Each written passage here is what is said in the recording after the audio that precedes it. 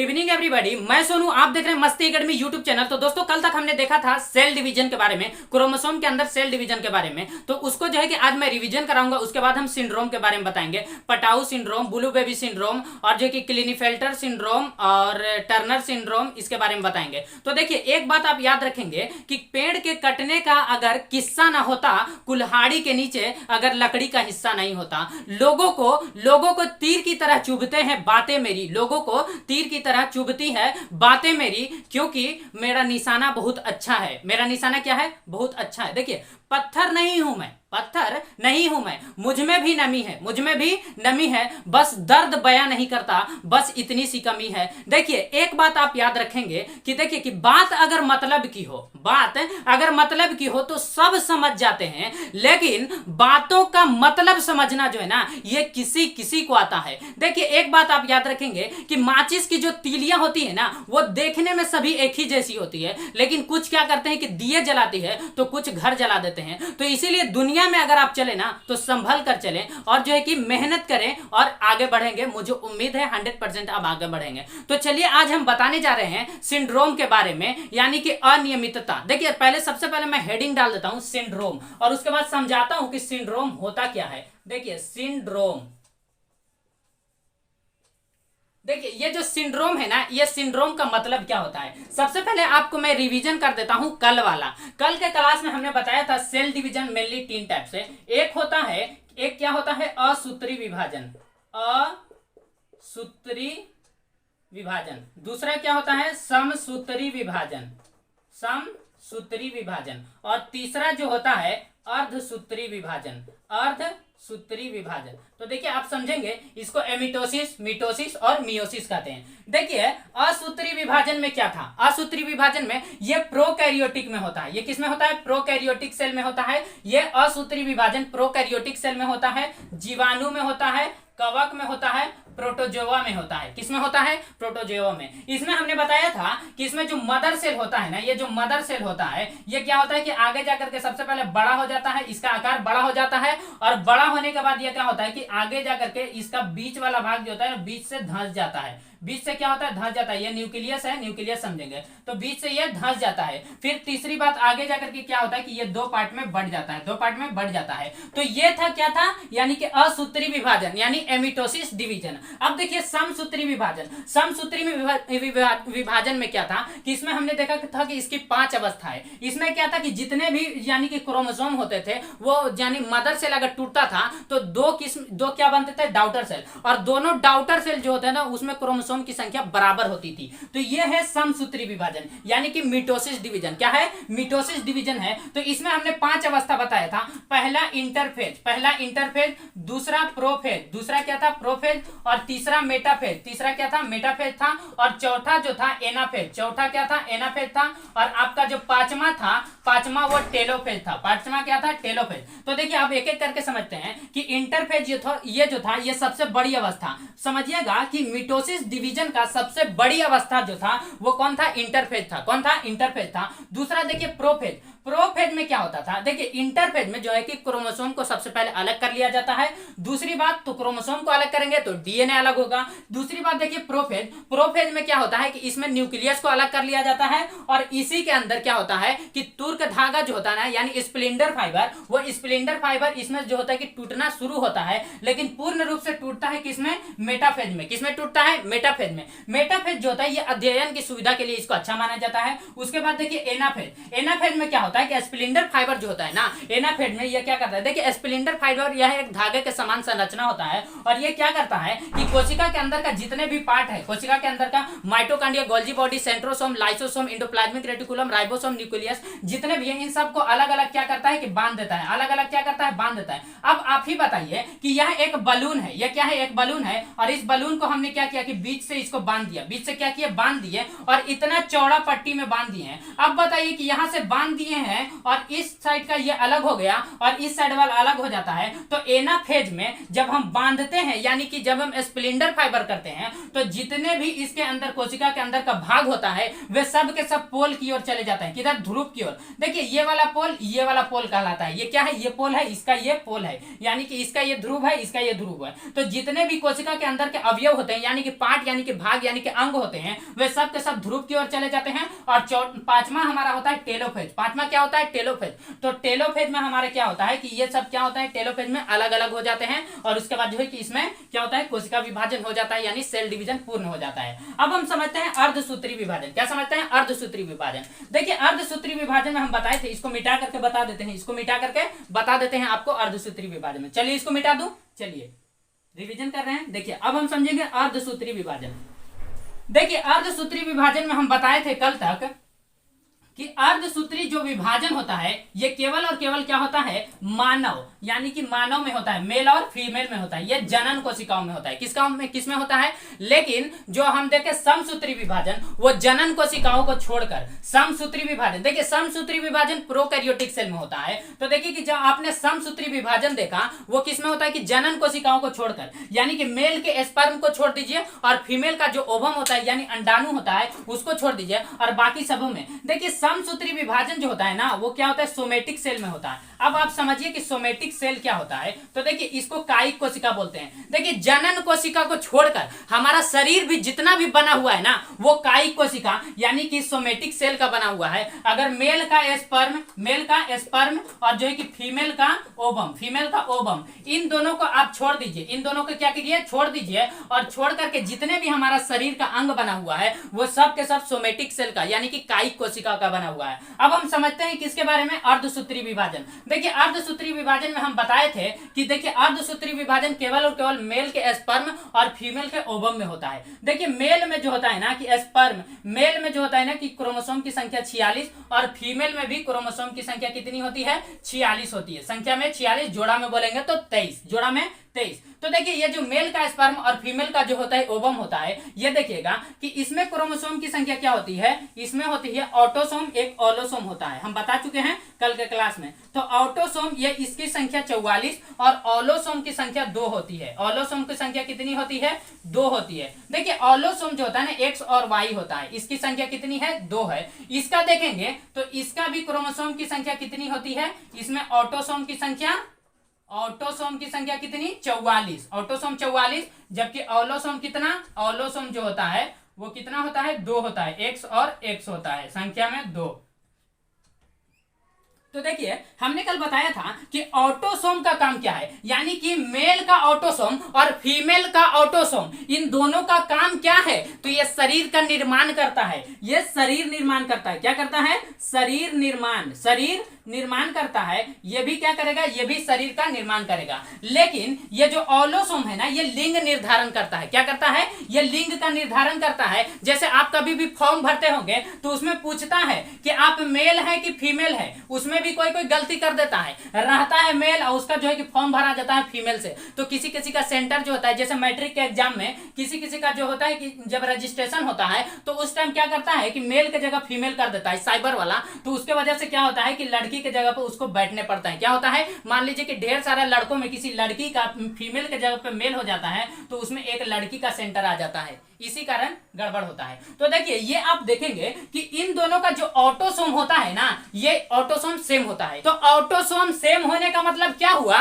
कि male female का जो फेफड़ा मान लीजिए और जो मेल का फेफड़ा, इन दोनों का हम चेंज कर सकते हैं। इसका किडनी इसमें लगा सकते हैं, इसका किडनी इसमें लगा सकते हैं। यानी ऑटोसोम अगर सेम है तो इन दोनों का जो है ना कि हम कुछ कुछ भाग को यानी कि सारे अंगों को हम चेंज कर सकते हैं। यानी कि जो ऑटोसोम से बना होगा ना उस अंग को हम, शरीर के अंदर का अंग को हम चेंज कर सकते हैं, यानी मेल वाला फीमेल में और फीमेल वाला मेल में कर सकते हैं। लेकिन देखिए कि क्या ऑलोसोम होगा, ऑलोसोम नहीं, ऑलोसोम नहीं। तो देखिए ऑटोसोम चेंज हो सकता है। अब बताइए कि ये बताइए, आज हमारे द्वारा पूछा गया क्वेश्चन कुछ इस प्रकार है कि ध्यान से सुनिएगा सवाल को, कि आप बताइए कि जो लिंग का निर्धारण होता है, यानी जो सेक्स डिटर्मिनेशन होता है, लिंग निर्धारण कि लड़का होगा या लड़की, ये डिपेंड मेल पर करता है या फीमेल पे। तो आप बताइए ये जो होगा ये मेल पे डिपेंड करता है। किस पे डिपेंड करता है? मेल पे। आप बताइए कि इसका जो ऑलोसोम है, अगर कोई भी आएगा, दोनों में से कोई भी आएगा, तो उसका लिंग का निर्धारण थोड़ी होगा। लिंग का निर्धारण जो होता है कि पिता पर होता है। किस पर होता है? मेल होता है। यानी मेल ही लिंग का निर्धारण कर सकता है,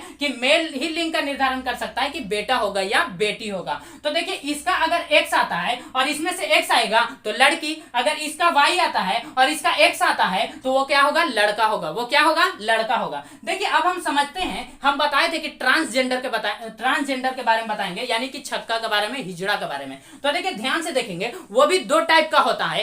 एक जो होता है कि देखने में आपको एकदम मेल की तरह लगेगा, एक देखने में मेल की तरह, और दूसरा जो है कि फीमेल की तरह, दूसरा फीमेल की तरह। उसके बाद हम सिंड्रोम के बारे में बताते हैं। तो देखिए इसका जो ऑटोसोम होता है, अर्धसूत्री विभाजन है, तो इसलिए इसमें से आधा आएगा तो 22 आएगा। इसका ऑटोसोम इसमें से आधा आएगा तो 22 आएगा। 22 22 44, यानी कि शरीर का निर्माण हो गया, शरीर निर्माण हो गया, यानी कि शरीर का निर्माण हो गया। अब हमको लिंग निर्धारण करना है। तो अगर इसका ऑलोसोम आता है एक्स वाला और इसका ऑलोसोम आता है एक्स वाला, तो ये कंडीशन हो गया कि ये गर्ल, ये क्या होगा? गर्ल, यानी कि लड़की। अगर इसका वाई वाला आता है और इसका आता है अगर मान लीजिए कि एक्स वाला, तो ये क्या होगा? लड़का, यानी कि बॉय होगा। ये क्या होगा? बॉय होगा। तो मुझे उम्मीद है कि आप समझ गए होंगे, इसको रिवीजन कर दिए ताकि आपको जो है कि अच्छे से याद हो जाए। अब हम बढ़ते हैं सिंड्रोम की ओर। किसकी ओर बढ़ेंगे? सिंड्रोम की ओर, और जो है कि उसी में हम बताते हैं आपको।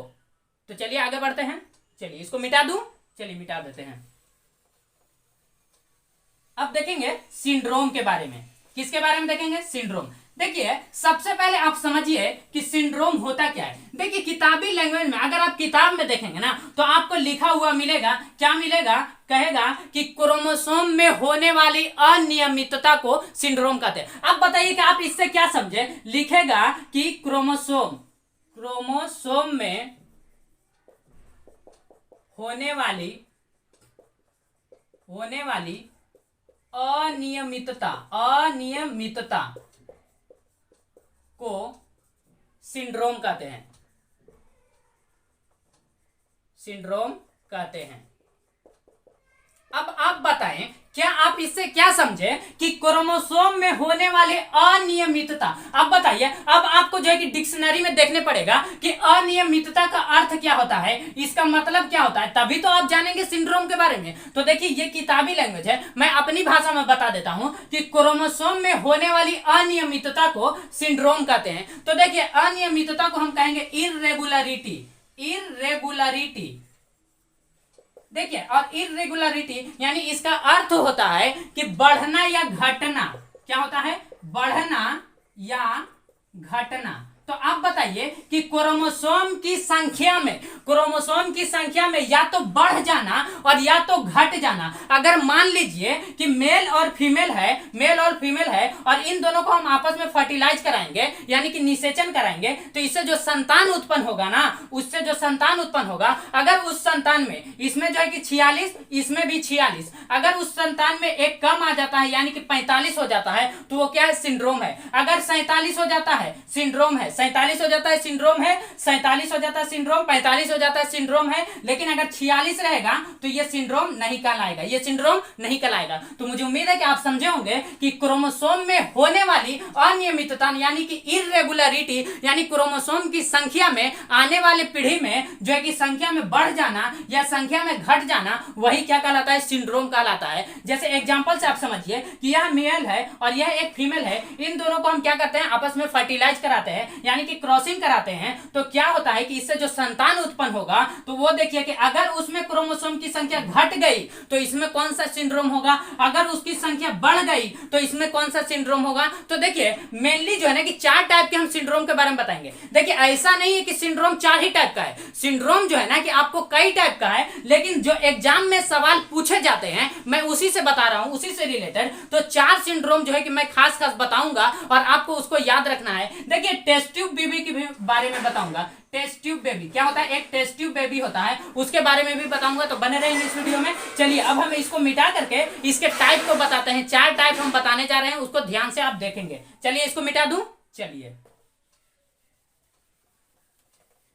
देखिए ध्यान से देखेंगे।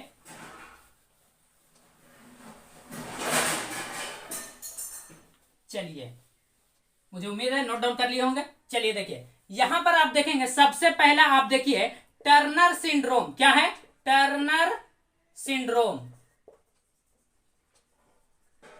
देखिए समझते हैं कि टर्नर सिंड्रोम किसको कहा जाता है। देखिए टर्नर सिंड्रोम में क्या होता है ना, टर्नर सिंड्रोम में कि क्रोमोसोम की संख्या घट जाती है। क्या होती है, तो आप बताइए कि एक घटता है तो कितना होगा, 45। तो टर्नर सिंड्रोम में क्या होता है ना कि क्रोमोसोम की संख्या घट जाती है। क्या होती है, घट जाती है। देखिए क्रोमोसोम की संख्या मेनली होना चाहिए कितना, 46 होना चाहिए, लेकिन ये क्रोमोसोम की संख्या घट करके 45 हो गई। अच्छा आप बताइए कि ये जो क्रोमोसोम की संख्या घट करके 45 हुई है, तो क्या ये ऑटोसोम में गड़बड़ी है या ऑलोसोम में? देखिए अगर शरीर पर इफेक्ट पड़ रहा है तो वो ऑटोसोम में, किसमें है, ऑटोसोम में। लेकिन अगर शरीर पे इफेक्ट नहीं पड़ रहा है, आपको देखने में एकदम सेम लग रहा है, तो वो किसमें गड़बड़ी है, ऑलोसोम में। उसको भी बताएंगे। तो देखिए ये जो टर्नर सिंड्रोम है, ये जो क्या है, टर्नर सिंड्रोम, इसमें क्या होता है कि क्रोमोसोम की संख्या घट जाती है। क्रोमोसोम की संख्या घट जाती है। इससे बहुत बार सवाल पूछा है और पूछता भी है। तो देखिए आपको इसको अच्छे से याद रखेंगे कि टर्नर सिंड्रोम में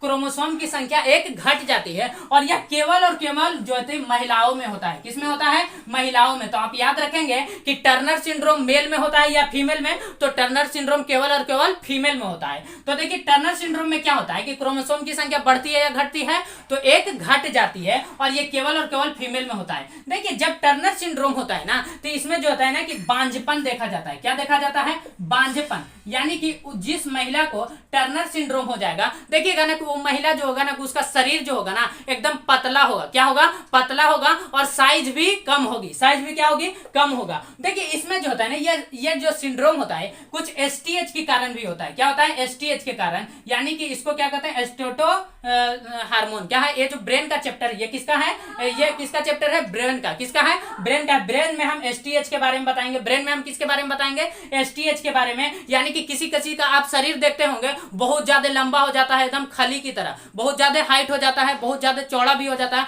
और किसी किसी का साइज देखते होंगे कि छोटा हो जाता है। देखिए अगर क्रोमोसोम की संख्या एक घटी है, क्रोमोसोम की संख्या एक घटा है, तो उसको हम टर्नर सिंड्रोम कहते हैं, और यह केवल और केवल फीमेल में होता है, और इसमें बांझपन देखा जाता है। यानी कि ये जो महिला होगा ना, इसका बच्चा नहीं होगा। ये क्या होगा, यानी कि ये संतान उत्पन्न नहीं कर सकती है। तो इसके बाद आप देखेंगे, इसके बाद जो सिंड्रोम होगा वो हम किसके बारे में बताएंगे, क्लिनीफेल्टर सिंड्रोम। कौन सा होगा, क्लिनीफेल्टर सिंड्रोम। तो देखिए सेकंड नंबर आप समझेंगे क्लिनीफेल्टर सिंड्रोम। क्या होगा, क्लिनीफेल्टर सिंड्रोम। देखिए क्लिनीफेल्टर सिंड्रोम। अब आप देखिए ये जो क्लिनीफेल्टर सिंड्रोम है ना, ये केवल और केवल मेल में होता है। किसमें होता है, मेल में। देखिए इसमें क्रोमोसोम की संख्या एक बढ़ जाती है। क्या होती है, इसमें बढ़ जाती है। तो देखिए आपने देखा कि टर्नर सिंड्रोम में क्रोमोसोम की संख्या एक घट जाती है, और ये केवल और केवल फीमेल में होता है, और इसमें क्या होता है, बांझपन देखा जाता है। क्या देखा जाता है, बांझपन देखा जाता है। लेकिन दूसरा आप देखिए क्लिनीफेल्टर सिंड्रोम। क्या है, क्लिनीफेल्टर सिंड्रोम, और इसमें क्रोमोसोम की संख्या एक बढ़ जाती है। क्या होती है, क्रोमोसोम की संख्या बढ़ जाती है, और यह केवल और केवल मेल में होता है। किसमें होता है, मेल में होता है। और यह जो मेल होता है, इसमें जो होता है कि नपुंसकता का शिकार हो जाता है। ये किसका हो जाता है, नपुंसकता। मैं यहाँ पर लिख देता हूं, नपुंसकता। और ये जो मेल होगा ना, ये मेल, ये क्या हो जाएगा, इसके जनन क्षमता में कमी हो जाती है। क्या हो जाती है, जनन क्षमता में कमी हो जाती है। तो देखिए ये आपको एक याद रखना है। एक है आपने देखा टर्नर सिंड्रोम, इसमें क्रोमोसोम की संख्या एक घट जाती है, और केवल फीमेल में होता है, इसमें बांझपन देखा जाता है। दूसरा आपने देखा क्लिनीफेल्टर सिंड्रोम, इसमें क्रोमोसोम की संख्या एक बढ़ जाती है, और यह केवल और केवल मेल में होता है, और इसमें क्या होता है, नपुंसकता देखा जाता है। यानी कि इसकी जनन क्षमता कम हो जाती है। जनन क्षमता, ऐसा नहीं है कि ये जो क्लिनीफेल्टर सिंड्रोम जो होता है ये शुरुआती से होता है, नहीं, ये शुरू से नहीं होता है, ये आगे जाकर के भी हो सकता है। यानी कि जनन क्षमता क्या हो जाती है, कम हो जाती है। क्या हो जाती है, कम हो जाती है। अब हम देखते हैं डाउन सिंड्रोम। देखिए तीसरा नंबर है डाउन सिंड्रोम। क्या है, डाउन सिंड्रोम। डाउन सिंड्रोम ये देखिए, ये जो डाउन सिंड्रोम, यानी कि एक ही आपको याद रखना है जिसमें क्रोमोसोम की संख्या घटती है, और जितने भी बाकी आप सिंड्रोम देखेंगे वो सब के सब में एक एक क्या होगा, क्रोमोसोम की संख्या बढ़ जाती है। तो ये आप देखेंगे कि डाउन सिंड्रोम, डाउन सिंड्रोम में क्या होता है, क्रोमोसोम की संख्या बढ़ जाती है और वो कितना हो जाती है, 47। और ये जो सिंड्रोम होता है ये मेल और फीमेल दोनों में देखा जाता है, मेल और फीमेल दोनों में देखा जाता है। ये जो डाउन सिंड्रोम है ये मेल और फीमेल किसमें होता है, ये दोनों में होता है, मेल फीमेल दोनों में होता है। कौन सा सिंड्रोम, डाउन सिंड्रोम। कौन सा सिंड्रोम, डाउन सिंड्रोम। इसके बाद हम देखेंगे पटाऊ सिंड्रोम। इसके बाद कौन सा देखेंगे, पटाऊ सिंड्रोम। देखिए ये क्या है, पटाऊ सिंड्रोम। ये क्या है, पटाऊ सिंड्रोम। तो पटाऊ सिंड्रोम में भी क्या होता है ना कि क्रोमोसोम की संख्या बढ़ जाती है, और ये भी मेल और फीमेल दोनों में होता है, ये भी मेल और फीमेल दोनों में होता है, ये भी क्या होता है, मेल और फीमेल दोनों में होता है। तो देखिए अब हम समझते हैं कि डाउन सिंड्रोम क्या होता है। डाउन सिंड्रोम में क्या होता है ना कि इसमें शरीर बेडोल हो जाता है। इसमें शरीर क्या होता है, बेडोल, शरीर बेडोल। अब देखिए कि बेडोल का मतलब क्या होता है, यानी कि इसमें जो मनुष्य होता है ना वो मंद बुद्धि का हो जाता है। किसा हो जाता है, मंद बुद्धि का। इसीलिए इसको मंगोलाइड भी कहा जाता है। इसीलिए इसको क्या कहा जाता है, मंगोलाइड कहा जाता है। देखेंगे कि शरीर किसी का कि टेढ़ टाढ़ हो जाएगा, ऐसे चलेगा। किसी किसी का देखते हैं कि पीठ में पीछे ऊपर की ओर निकल जाता है, यानी बैल देखे हैं ना, बैल, बैल के जिस टाइप से ऊपर होता है ना उसी टाइप से किसी किसी मनुष्य में हो जाता है। तो वो जो है कि वो कौन से सिंड्रोम से ग्रसित है, तो वो डाउन सिंड्रोम। उसमें जो है ना कि डाउन सिंड्रोम है, यानी कि उसमें क्रोमोसोम की संख्या बढ़ गई है, जिसके वजह से उसके जो है कि ये निकल गया है। किसी किसी का देखते हैं कि शरीर बेडोल हो जाता है, उसको हम क्या कहेंगे, मंद बुद्धि। यानी कि वो जो मनुष्य होता है वो मंद बुद्धि का हो जाता है और उसका शरीर क्या होता है, बेडोल हो जाता है, शरीर बेडोल हो जाता है। और उसका होठ देखेंगे ना, यानी कि ये जो ठोर होता है, यानी ऊपर वाला भी और नीचे वाला एकदम मोटा हो जाएगा। क्या हो जाता है, मोटा हो जाता है, यानी कि बेढब्बा, और देखने भी उसका शकल अच्छा नहीं लगेगा। तो ये क्या होता है, यानी कि डाउन सिंड्रोम के कारण होता है। किसके कारण होता है, डाउन सिंड्रोम। अब आप समझिए कि पटाऊ सिंड्रोम किसको कहा जाता है। तो देखिए पटाऊ सिंड्रोम में भी जो है कि क्रोमोसोम की संख्या एक बढ़ जाती है, और यह भी मेल और फीमेल दोनों में देखा जाता है, मेल और फीमेल दोनों में देखा जाता है। तो समझिएगा कि पटाऊ सिंड्रोम में क्या होता है। देख रहे हैं कि आप किसी किसी व्यक्ति को देखते होंगे तो ये जो ऊपर वाला जो होठ होता है ना, ऊपर वाला, तो ऊपर वाला होठ कटा हुआ रहता है, देखेंगे कि कट जाता है। तो वो जो होता है ना वो पटाऊ सिंड्रोम के कारण होता है, और ये मेल फीमेल दोनों में होता है। यानी कि ऊपर का होठ कट जाता है। क्या होता है, होठ कट जाता है। क्या होता है, कटना। होठ का क्या होता है, कटना। यानी कि आप देखेंगे कि किसी किसी मनुष्य के अंदर ना कि होठ क्या होता है कि कट जाता है, तो कटा हुआ देखेंगे, यानी कि उसमें पटाऊ सिंड्रोम है, क्रोमोसोम की संख्या एक बढ़ गई है। चलिए रिपीट करते हैं ऊपर से ताकि आपको रिवीजन हो। समझिएगा कि टर्नर सिंड्रोम में क्या होता है, क्रोमोसोम की संख्या घट जाती है, या केवल और केवल फीमेल में होता है, और उसमें बांझपन देखा जाता है, यानी कि उसमें जनन क्षमता कमी हो जाती है। अब देखेंगे दूसरा क्लीनेफेल्टर सिंड्रोम, इसमें क्रोमोसोम की संख्या एक बढ़ जाती है, और यह केवल और केवल मेल में होता है, इसमें नपुंसकता होता है, इसमें भी जनन क्षमता। यानी कि ऊपर वाला ये जो दोनों देख रहे हैं ना, इसमें दोनों में जनन क्षमता की कमी होती है। तीसरा आप देखेंगे डाउन सिंड्रोम। डाउन सिंड्रोम ये मेल फीमेल दोनों में होता है, इसमें शरीर बेडोल हो जाता है, मनुष्य मंद बुद्धि का हो जाता है, मंगोलाइड इसको कहते हैं। और इसमें क्या होता है कि उसका होठ जो होता है ये मोटा हो जाता है, और शरीर उसका देखने में अच्छा नहीं लगता है, बेडोल हो जाता है। किसी देखेंगे कोई ऐसे तिरछा चल रहा है, कोई झुक के चल रहा है, इस तरीके का हो जाता है। चौथा आप देख रहे हैं कि पटाऊ सिंड्रोम। चौथा क्या है, पटाऊ सिंड्रोम। इसमें जो है कि क्रोमोसोम की संख्या बढ़ जाती है, और जो कि ये मेल फीमेल दोनों में होता है, और इसका जो होठ होता है ऊपर वाला होठ वो ये कट जाता है। क्या होता है, कट जाता है। यानी कि जिसका अगर आप देखेंगे कि उसका ऊपर का होठ कटा हुआ है, यानी कि वो पटाऊ सिंड्रोम। क्या है, पटाऊ सिंड्रोम। अब आप बताइए ये जो आपने जितने भी सिंड्रोम देखा, क्या ये ऑटोसोम में होता है या ऑलोसोम की कमी से। तो देखिए कि ऑलोसोम में अनियमितता, यानी कि ऑटोसोम में क्रोमोसोम की संख्या का बढ़ जाना या क्रोमोसोम की संख्या का घट जाना, वो क्या कहलाता है, सिंड्रोम कहलाता है, ना कि ऑलोसोम में। देखिए कि जिसका ऑलोसोम में अगर गड़बड़ी हुआ, ऑटोसोम में अगर गड़बड़ी होगा तो वो शरीर पर इफेक्ट पड़ेगा, यानी कि आपको देखने में समझ में आ जाएगा कि पटाऊ सिंड्रोम है, टर्नर सिंड्रोम है, या क्लीनेफेल्टर सिंड्रोम है, या डाउन सिंड्रोम है। लेकिन जिसका ऑलोसोम में गड़बड़ी होगा ना वो आपको बहुत ही जो है कि गौर से देखने पड़ेगा। तो देखिए कि जिसके भी ऑलोसोम में गड़बड़ी होता है ना वही ट्रांसजेंडर हो जाता है। वही क्या हो जाता है, ट्रांसजेंडर।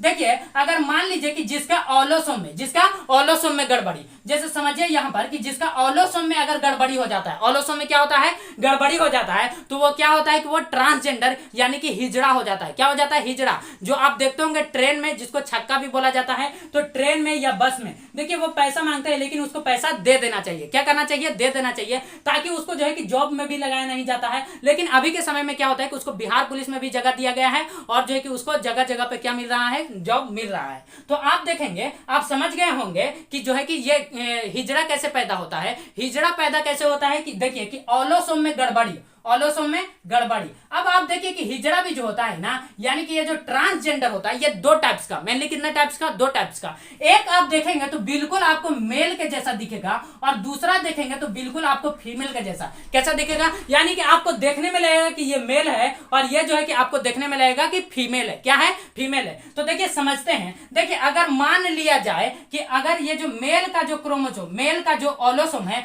अगर वो एक्स आता है, मेल का एक्स क्रोमोसोम आता है और फीमेल का भी एक्स आएगा, तो वो आपको देखने में बिल्कुल लड़की के जैसे यानी कि फीमेल के जैसा दिखेगी, लेकिन वो कैसा होगा, ट्रांसजेंडर होगा। लेकिन आप ध्यान से देखेंगे, अगर मेल का वाई क्रोमोसोम आता है, ऑलोसोम, और फीमेल का एक्स आता है, तो वो आपको देखने में बिल्कुल कैसा लगेगा, बिल्कुल लगेगा कि वो मेल है, लेकिन वो कैसा होगा, ट्रांसजेंडर होगा। वो कैसा होगा, ट्रांसजेंडर होगा। आइए और हम कुछ मुख्य बातों को समझते हैं। देखिए एक बात आप याद रखेंगे, एक बात आप याद रखेंगे कि संतान उत्पन्न करने के लिए, ये जो है ना कि ये चैप्टर है आपका किसका, रिप्रोडक्शन का है, लेकिन मैं इसमें कुछ ऊपर ऊपर बता देता हूं कि संतान उत्पन्न करने के लिए जो होता है ना, संतान उत्पन्न करने के लिए मेल का जो स्पर्म होता है उसको 7 ml होना जरूरी है। कितना होना चाहिए, 7 ml। अगर 7 ml से कम होता है उसमें भी दिक्कत है, 7 ml से कम होता है तो उसमें भी। देखिए इस 7 ml के अंदर होता है ना लगभग 20 लाख क्रोमोसोम, यानी कि 20 लाख स्पर्म होता है। कितना होता है, 20 लाख शुक्राणु होता है। मेल के 7 ml स्पर्म में लगभग 20 लाख शुक्राणु होते हैं, और प्रत्येक शुक्राणु का जो क्षमता होता है ना, जनन क्षमता, सबका समान होता है। आइए हम कुछ मुख्य बातों को समझते हैं। इसको मिटा दूं, चलिए नोट डाउन कर लिए होंगे। देखिए इसके बाद जो है ना ये सिंड्रोम खत्म हो जाएगा। इसके बाद जो है कि बाकी और जो हम बीमारी बताएंगे वो डिजीज नाम का चैप्टर है, आगे जब हम पढ़ाएंगे तब हम आपको बताएंगे। अभी आप समझिए ऊपर ऊपर सिंड्रोम के बाद हम इसके बाद जो कल का क्लास होगा ना वो टिश्यू यानी कि उत्तक के बारे में, यानी आज का क्लास आपका जो है कि सेल का क्लास आज का खत्म हो जाएगा। इसके बाद जो कल से जो क्लास स्टार्ट होगा वो होगा टिश्यू उत्तक के बारे में। किसके बारे में होगा, उत्तक के बारे में। हाँ एक बात आप याद रखेंगे कि मैं रेगुलर सेल का जो है कि आपको एक एक क्वेश्चन जो है कि मैं जो है कि प्रोवाइड करता रहूंगा। आप जो है कि कम्युनिटी में जाकर के देखेंगे और उसका सॉल्यूशन करेंगे। चलिए बढ़ते हैं। देखिए हमने क्या बोला कि जो है कि ये संतान उत्पन्न करने के लिए मेल का जो स्पर्म होना चाहिए वो 7 ml होना चाहिए। कितना होना चाहिए, 7 ml। अगर किसी का मेल का क्या होता है कि संतान उत्पन्न नहीं होता है, तो आप समझिएगा कि अगर उस मेल का स्पर्म 7 ml से कम है, 7 ml से अगर कम होगा तो वो क्या होगा, वो उसका जनन क्षमता कम हो जाएगा। 7 ml से कम होगा, और इस 7 ml में लगभग 20 लाख जो होता है ना शुक्राणु होता है, 20 लाख शुक्राणु होता है। और प्रत्येक शुक्राणु का यानी एक शुक्राणु का जो जनन क्षमता होता है वो सबका समान होता है। सबका क्या होता है, समान होता है, सबका समान होता है। तो मुझे उम्मीद है कि आप समझ गए होंगे इसके बारे में। बाकी का क्लास जो होगा वो कल का क्लास होगा, और उसमें हम टिश्यू के बारे में बताएंगे, उत्तर के बारे में। तो आप लोग रिवीजन करते चलेंगे। एक क्लास जो होगा टिश्यू, जब क्लास चलते रहेगा तो किसी समय जो कि सैटरडे या संडे को हम केवल और केवल रिवीजन करेंगे किसके बारे में, सेल के बारे में। तो मिलते हैं नेक्स्ट क्लास में, तब तक के लिए जय हिंद।